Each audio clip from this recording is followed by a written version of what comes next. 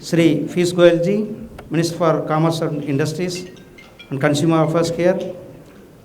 And also I welcome to information Sri Anurag Thakur ji, Minister for Information and Broadcasting.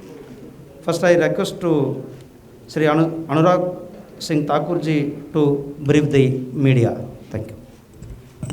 नमस्कार मित्रों, आज cabinet committee on economic affairs और cabinet meeting हुई माननीय प्रधानमंत्री जी के नेतृत्व में, जिसमें बहुत महत्वपूर्ण विषयों पर निर्णय भी लिए गए। रेलवे और शिक्षा से जुड़े हुए विषयों पर मैं आपके सामने कुछ जानकारी रखूंगा।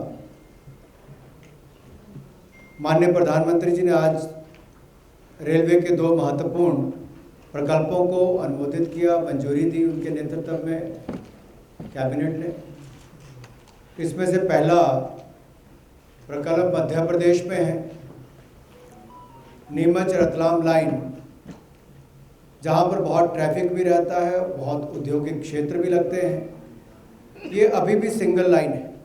मध्य प्रदेश के नीमच रतलाम की जो लाइन है, इसकी डबलिंग की मंजूरी दे दी गई है। 133 किलोमीटर की रेलवे लाइन के ऊपर लगभग 1096 करोड़ रुपया डबलिंग पर खर्च होगा, इस पर इन्वेस्टमेंट होगी। चित्तौड़ और उसके साथ लगते आसपास के क्षेत्रों में जो सीमेंट का उद्योग है, टेक्सटाइल उद्योग है, टूरिज़्म और अन्य यातायात की सुविधाओं को बढ़ाने के लिए डबलिंग बहुत महत्वपूर्ण थी। और इसके अलावा दूसरा गुजरात राज्य से है, राजकोट कानालूस लाइन को भी डबलिंग की मंजूरी दी गई है। 111 किलोमीटर की इस रेलवे लाइन पर 1080 करोड़ रुपए का व्यय होगा, इन्वेस्टमेंट होगी। ये भी कुल मिलाकर द्वारका, पोरबंदर, सिक्का, ओखा, बेदी इत्यादि क्षेत्रों से गुजरेगी और उसको जोड़ेगी और यहाँ पर नई संभावनाओं को पैदा करेगी। इन दोनों रेलवे लाइनों के बनने से जहाँ एक और माल भाड़े की दृष्टि से, ट्रांसपोर्टेशन की दृष्टि से और दूसरी ओर पैसेंजर्स के लिए भी डबलिंग होने का बहुत लाभ मिलेगा। पूरी इंडस्ट्रियल बेल्ट को लाभ मिलेगा। और ये तय किया गया है कि पूरे प्रयास किए जाएंगे कि अगले 3 वर्षों में इन दोनों रेलवे लाइन का निर्माण कार्य पूरा किया जाए।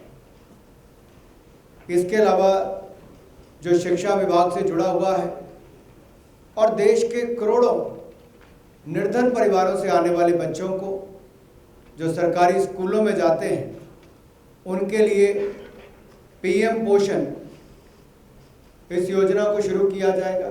ये नाम दिया गया है प्रधानमंत्री पोषण शक्ति निर्माण।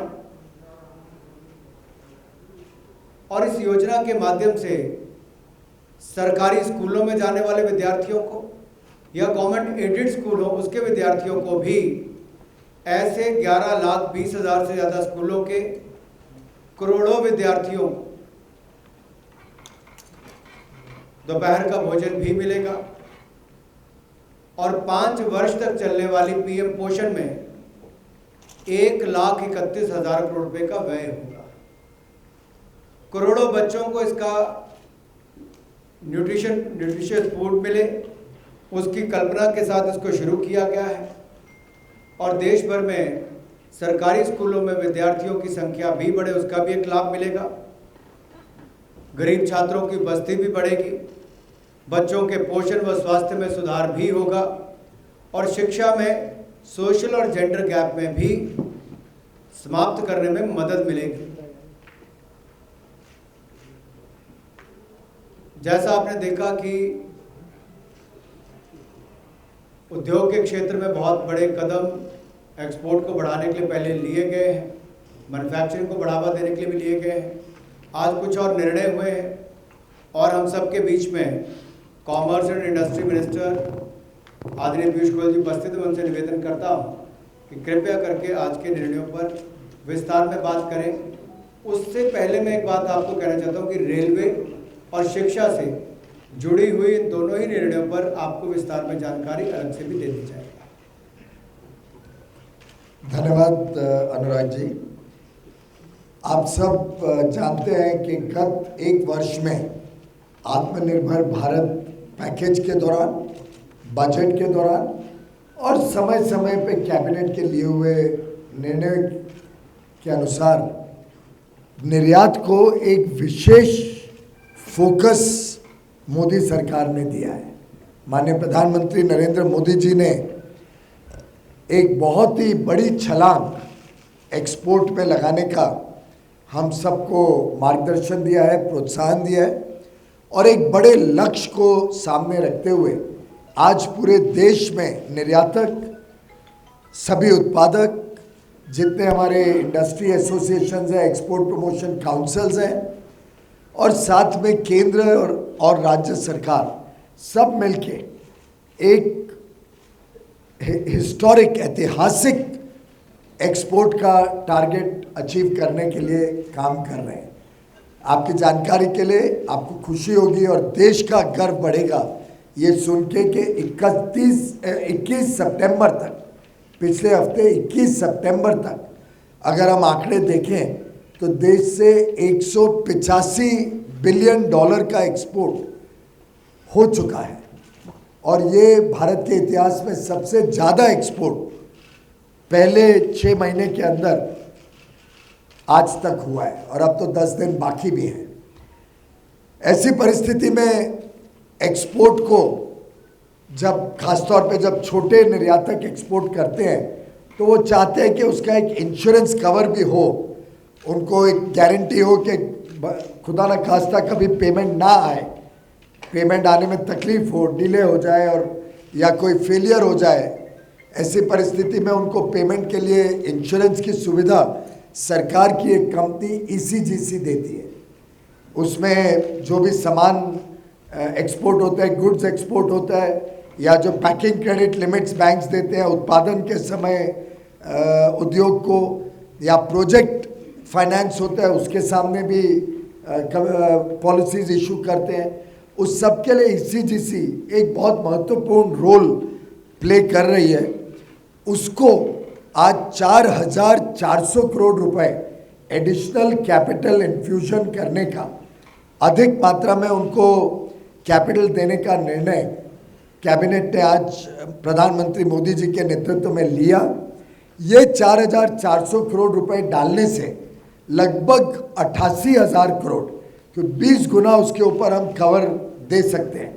88,000 करोड़ की और इंश्योरेंस पॉलिसीज ईसीजीसी लिख पाएगा और आप जानते हैं पेमेंट 2 महीने 3 महीने में आती है, तो लगभग इसका इम्पैक्ट 3 लाख करोड़ तक के एक्सपोर्ट्स को कवर करने का एक साधन बनेगा और साथ ही साथ ईसीजी की सॉल्वेंसी इंप्रूव करेगा, ईसीजीसी को और एक समृद्ध संस्था बनाएगा।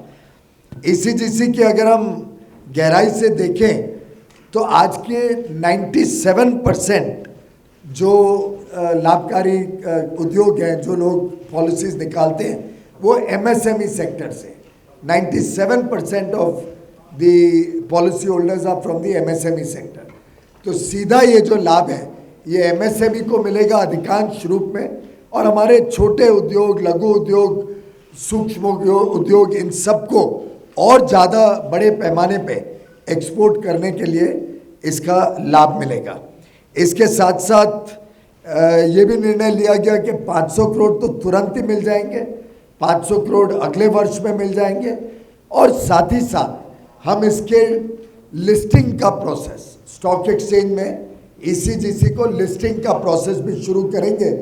फिर आगे चल के लिस्टिंग होने के बाद अगर एक्सपोर्ट का यही तेज़ी रही जिस तेज़ी से आज के दिन हम बढ़ रहे हैं, तो आगे चल के स्टॉक मार्केट से भी इसका सही अनुमानित कीमत हो जाएगी, मार्केट इसको वैल्यू करेगी और हम और फंड्स रेज कर पाएंगे।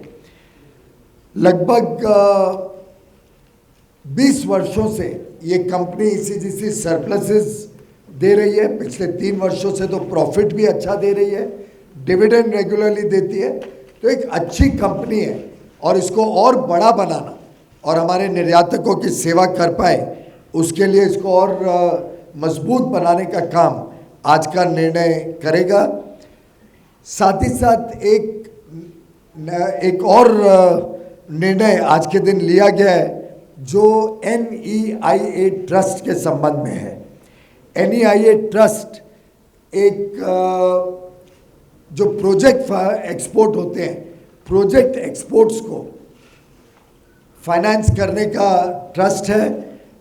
उसको प्रोजेक्ट एक्सपोर्ट्स के ऊपर इंश्योरेंस देने का ये ट्रस्ट है।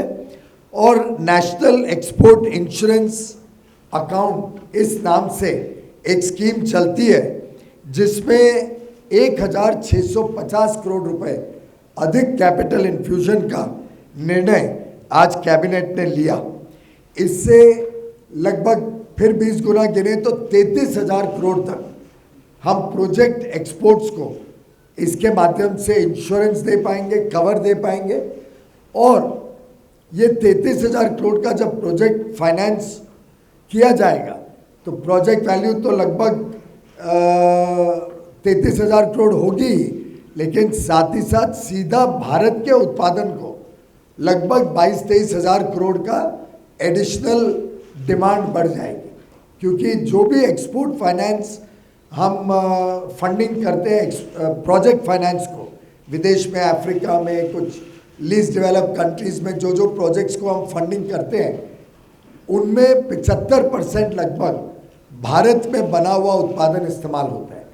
तो एक प्रकार से भारत के उद्योग को, और उसमें भी स्वाभाविक तौर से MSME को सबसे ज़्यादा लाभ होता ही है, उनको और बल मिलेगा। उनका सामान अंतर्राष्ट्रीय बाजार में प्रोजेक्ट्स के माध्यम से एक्सपोर्ट होगा। ये निर्णय भी आज लिया गया है। इसके नेशनल एक्सपोर्ट इंश्योरेंस अकाउंट को एक ट्रस्ट चलाते हैं, NEIA ट्रस्ट, उसमें 1650 करोड़ रुपए डालने का निर्णय लिया गया। तो ये 3 निर्णय, 4,400 करोड़ ECGC में कैपिटल, 1,650 करोड़ NEIA ट्रस्ट पे कैपिटल और ECGC को लिस्ट करना, एक प्रकार से जो निर्यात के संबंध में इंश्योरेंस की दुनिया है इसको मजबूत बनाएगी और हमारे निर्यातकों को और साहस देगी कि वो एक्सपोर्ट अपना बढ़ा सकें। वास्तव में अगर हम पिछले वर्ष का देखें तो एक कड़ी में बहुत सारे निर्णय लिए गए हैं। अभी कुछ दिनों पहले मैंने अनाउंस किया कि 56,000 करोड़ जितने भी पुराने ओवरड्यूज हैं, MEIS के हों, SCIS सर्विस एक्सपोर्ट इंसेंटिव हो, चाहे वो रॉडटेप हो, ROSCTL हो जो टेक्सटाइल इंडस्ट्री को हम रेमिशन ऑफ ड्यूटीज़ और टैक्सेस देते हैं, इन सब ड्यूज़ को इसी वित्तीय वर्ष में पूरी तरीके से हमारे निर्यातकों को दे दिया जाएगा, सीधा 56,000 करोड़ कैश फ्लो में। और उसमें भी अगर आप देखें तो अधिकांश MSME को उसका लाभ मिलता है। साथ ही साथ उसमें किसानी क्षेत्र से जुड़े हुए एग्रीकल्चरल प्रोड्यूस एक्सपोर्ट होते हैं, हमारे टेक्सटाइल एक्सपोर्ट होते हैं, handicrafts, handloom, khadi, leather products, ये सब MSME सेक्टर, छोटे उद्योग के साथ जुड़ी हुई चीज़ें या किसानों के साथ जुड़ी हुई चीज़ें जब अंतर्राष्ट्रीय बाजार में बड़े रूप में जाएंगी तो भारत की अर्थव्यवस्था भी मजबूत होगी। भारत को भी जो तेज गति से प्रधानमंत्री मोदी जी मेहनत कर रहे हैं कि इसको जल्द से जल्द तेज गति दें अर्थव्यवस्था को, उसमें देश सफल होगा, उसमें निर्यात का एक बड़ा योगदान रहेगा। आप जानते हैं कि ROSCTL के रेट्स 2024 तक निर्धारित कर दिए गए, रॉडटेप के रेट्स आ गए, उसके भी अभी स्क्रिप्ट्स देना शुरू हो गया है, उसकी वेबसाइट शुरू हो गई है। इसके साथ साथ अलग अलग तरीके से PLI की स्कीम्स 13 क्षेत्रों में लाई गई है, जिससे उद्योग में बहुत उत्साह है। बड़े बड़े उद्योग देश में आए और उत्पादन करें, भारत की उत्पादन क्षमता भी बढ़े, इकोनॉमीज ऑफ स्केल का फ़ायदा मिले और कॉस्ट कंपेटिटिवनेस और क्वालिटी में हम अंतर्राष्ट्रीय स्तर पर पहुँचे, अंतर्राष्ट्रीय बाजार में भारत की पहचान हो। तो एक लंबी कड़ी अलग अलग निर्णयों की पिछले कुछ महीनों में, खास तौर पे कोविड काल में, एक चुनौती को अवसर में बदलते हुए माननीय प्रधानमंत्री जी ने लिए हैं। मोदी सरकार इस देश की अर्थव्यवस्था को गति देने में, निर्यात को और प्रोत्साहन देने में लगातार प्रतिबद्ध हैं। बहुत बहुत धन्यवाद। Thank you, sirs. We will now take questions based on cabinet decisions only. 107.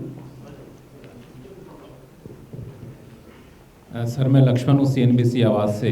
मेरा सवाल एक अनुराग ठाकुर जी से है कि PM पोषण स्कीम को जो मंजूरी दी गई, क्या वो मिड डे मील योजना की जगह लेगा या दोनों साथ चलेगा, क्या अंतर रहेगा? और एक सवाल पीयूष गोयल जी से होगा कि ECGC को कब तक शेयर बाजार में लिस्ट करने का टारगेट रखा गया है? जहाँ तक PM पोषण स्कीम की बात है, मिड डे मील स्कीम के अलावा भी इसमें बहुत कुछ ऐड और होगा, तभी जाके इसका खर्चा 1,31,000 करोड़ रुपये किया गया है। लाभ लेने वाले भी 11,20,000 से ज़्यादा स्कूलों के करोड़ों छात्र होंगे। और इसकी डिटेल जानकारी जैसे मैंने पहले कहा, शिक्षा विभाग अभी इसके थोड़ी देर बाद आपको वो भी देंगे, मिनिस्ट्री ऑफ एजुकेशन। ECGC अभी तक एक सरकारी व्यवस्था में ढांचे में चल रही थी, पर क्योंकि इसके ऊपर एडा का रेगुलेशन था, इंश्योरेंस रेगुलेटरी डेवलपमेंट अथॉरिटी का, तो इससे इसके लिस्टिंग को मुझे लगता है हम तुरंत ही इसका प्रोसेस शुरू कर देंगे। पर साधारणतः एक नई कंपनी को लिस्टिंग में जो पेपर्स तैयार करने पड़ते हैं, DRHP वगैरह बनाना पड़ता है, मेरा अनुमान है कि अगले वित्तीय वर्ष में ये लिस्टिंग होने की संभावना है। 122. Shishir. Sir, good afternoon. Shishir here, sir. Piyush sir, I have a question for you. Here, sir. Shishir. Yes, sir. Sir, what kind of percentage of shares which you plan to offload in the ECGS? And the second thing is that you announced 500 crore this fiscal, 500 crore next fiscal. So what about the remaining of 4,400 crore? I just announced 500 crore this fiscal and 500 next fiscal. That's the immediate amounts that we are getting right away. After that, it's a need-based thing. If we are able to insure more people and use up the available headroom, then the funds will be made available as and when required. The cabinet has specifically said that first installment be released immediately. Second installment, we'll try to synchronize it with the DIPAM listing process, which is why I said next year, because I expect the listing to happen next year also. And the other installments based on need will be, and at the same time, since you would be a listed entity, we'll be able to get the money in at a premium. So I hope so. And by and large, all our companies are doing very well on the stock exchange, particularly the insurance companies. So the rest will come as and when required. As regards the quantum of listing, the percentage we'll give out, the percentage which could also be fresh equity infusion. It could be a disinvestment, it could be fresh equity, or it could be a combination of both. All of these, there is an established alternate mechanism which takes the decisions in this respect. We'll take it in due course. Just one clarity, sir. So you said 40 out of 4,400 crore. Some amount can also be taken from the IPO thing. I mean, if you go for that, that is also. Well, as an investment banker, I can tell you that government is happy to put it in right away. I'm not very keen that they put in the whole amount right away, because that will come in at par. Whereas if I am able to raise from the market after its listing, we'll be able to get a premium on it. So our whole equity capital base can be kept smaller. But that was on a lighter note. We don't need more than that right now. Right now, 500 this year and 500 next year takes care of the demand in the market. If there's more demand, government is committed to give 4,400 crore. But if we don't require it, then why should we just take it and keep it in a bank account? Number 11. Sir, I'm Ruchi Bhatia from ET now. You have said that the export target that you've set out for this year is an ambitious one, but so far, sir, here. You can take off your mask, I can't understand what you're saying. You have said that the export target for this year has been an ambitious one that the Prime Minister has set, but so far you've been able to get close to $185 billion in terms of exports so far. Just want to understand from you, given the fact that in the second half of the year, sir, we're expecting the economy globally to do also much better, recover much better. Is there a possibility of not just meeting it, but perhaps exceeding the target that you've set out? Hindi में कहते हैं ना, आपके मुंह में घी शक्कर. Well, I think we are all very, very familiar that any year, if you split it into two halves, the first half and the second half, usually the second half you have a much better performance than the first in a normal year. Here we are dealing with a year in which COVID was very, very severe in the first quarter, and second quarter is usually one with rains. So it has its own impact in the nation's logistics and economy. Despite that, we are at 185 as on 21st September. Hopefully we'll close at about 195 by the end of the year, by the end of the half year. So the rest I leave to your imagination, looking at how the second half normally performs. Just one brief caution why we are not looking at already starting to try and reassess the target or increase it. Shipping rates and container shortages are a reality. Of course, it's not only in India, it's a global phenomenon. It's not as if our rates are any different, which is why we've been able to maintain the export thrust and targets. But in the absence of adequate ships berthing or with very high prices, that could act as a little bit of a leveler, even in terms of growing beyond 400 billion. Prashant, 110. Sir, मेरा सवाल अनुराग ठाकुर जी से है. PM पोषण वाले सवाल पे आपने, sir मैं उस पर क्लैरिफिकेशन चाहता हूँ कि मिड डे मील स्कीम चलती रहेगी या सब्स्यूम कर जाएगी नए वाले स्कीम? सब्स्यूम करेगी. कुल मिला के 1,31,000 करोड़ रुपया जो खर्च हो रहा है, उसमें से 45,000 करोड़ तो वो है जो इसके अंतर्गत केंद्र द्वारा सब्सिडी जो मिड डे मील स्कीम के अनाज खरीदने पर दी जाती है, वो कुल मिलाकर इसको 1,31,000 करोड़ रुपये किया जा रहा है. और इसमें सुधार भी काफ़ी किया जा रहा है, स्कीम को और अच्छा बनाया. उसकी डिटेल्स, जैसा मैंने पहले कहा कि मिनिस्ट्री ऑफ एजुकेशन पूरी डिटेल देगी. उसके बहुत सारे एलिमेंट्स हैं, स्थानीय उत्पाद से लेकर जो उस क्षेत्र में पैदावार होती है, उस चावल हो वहाँ की सब्जियाँ, उस सारी डिटेल्स आपको मिनिस्ट्री ऑफ एजुकेशन उसकी डिटेल जानकारी दे देगी. 127.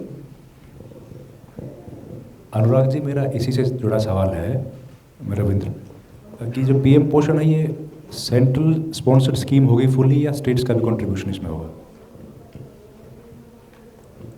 स्टेट के साथ मिलकर होगा, जिसमें सेंटर की बड़ी हिस्सेदारी होती है. जो पहले 60-40 की रेशो आपको बताई गई थी वो भी, और जो पहाड़ी राज्य और बाकी नॉर्थ ईस्टर्न स्टेट्स है उसके लिए अलग 90-10 की रेशो रहती है. और इसमें जो चावल और गेहूं का है उसमें तो पूरा केंद्र द्वारा व्यय जो किया जाएगा उसका मैंने आंकड़ा भी आपको बताया, लगभग 45,000 करोड़ रुपये उसके ऊपर खर्च वो भी है. 100% उसमें हमारा ही वो सारा खर्चा आता है. Number 13. So this is Deepshikha from Economic Times. Just a small clarification on the 4,400 crore support. So this entire support that the cabinet has approved, that continues, that would be provided even after the listing? Should it be required? Of course. It's for 5 years, 4,400 crores. It will be left to the decision of the ECGC and the Finance Ministry and Commerce Ministry, and that alternate mechanism. If they choose to raise fresh equity either in the IPO or in the follow-on public offer in the future, or they prefer to take from the government. Government has committed 4,400 crores. 105.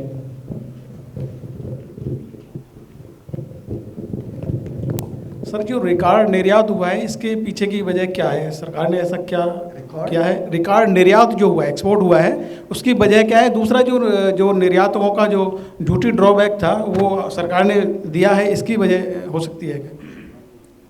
सरकार समय समय पे और ख़ासतौर पे इस Covid के दौरान पूरे मार्च 2020 से लगातार, और मैं कहूँ तो एक बार तो ये स्थिति हो गई कि हमें चिंता होने लगी कि वो लोग ज़्यादा परेशान तो नहीं हो रहे हैं, इतना ज़्यादा इंटरेक्शन बढ़ गया है, पर लगातार केंद्र सरकार सभी निर्यातकों के साथ, सभी एक्सपोर्ट प्रमोशन काउंसिल्स के साथ, प्रधानमंत्री नरेंद्र मोदी जी स्वयं ने सबके साथ काफ़ी चर्चा की.